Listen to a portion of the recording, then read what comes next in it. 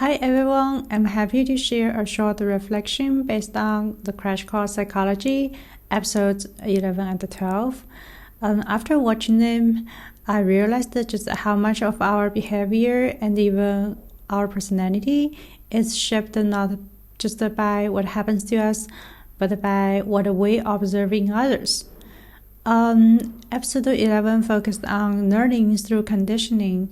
Basically, how our brains can be trained to associate certain behaviors with outcomes. We usually started with classical conditioning, made famous by the Pavlov and the dogs, right? So the neutral stimulus like the bell becomes associated with something meaningful to the dog, like the food, and eventually causes a response on its own. But what really intrigued me was the operant conditioning, which are about learning through consequences. Skinner, a psychologist, showed how reinforcement and punishment can shape behavior. Positive reinforcement encourages us to repeat the actions, like getting a reward for doing homework. Negative reinforcement still increases behavior, but by removing something unpleasant, like taking the painkillers to stop a headache. Punishment is different from the negative reinforcement.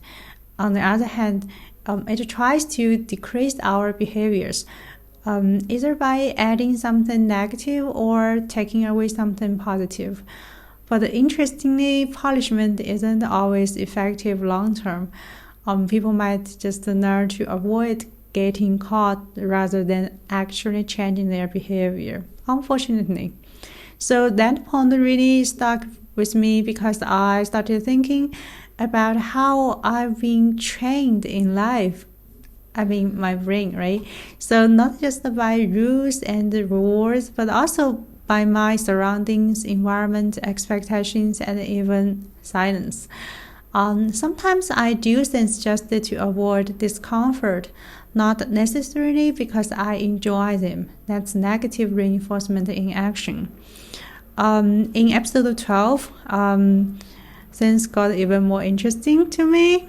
Instead of direct experience, we explored how observational learning works, especially through a psychologist called Albert Bandura. He has a famous Bobo experiment. Basically, the principle is pretty straightforward.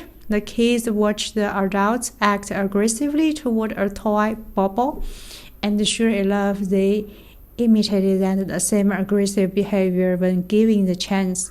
That's really sad. But it highlights how we learn by watching others, especially those who we look up to or see as role models. Whether it's our parents, teachers, or even influencers online, their actions speak louder than their words. Yeah, I totally agree. What hit me was how easily kids absorbed it and copied the aggression, not because they were told to, but because they saw it being done. I feel something is happening in a hidden layer or some, unseen or unnoticeable dimensions, like a deep part of our brain. And this reminded me how powerful like some media or the social environment can be in shaping people's behavior, even their thoughts, I think. Yeah, it's like people just follow some very bad role models, they can do something bad.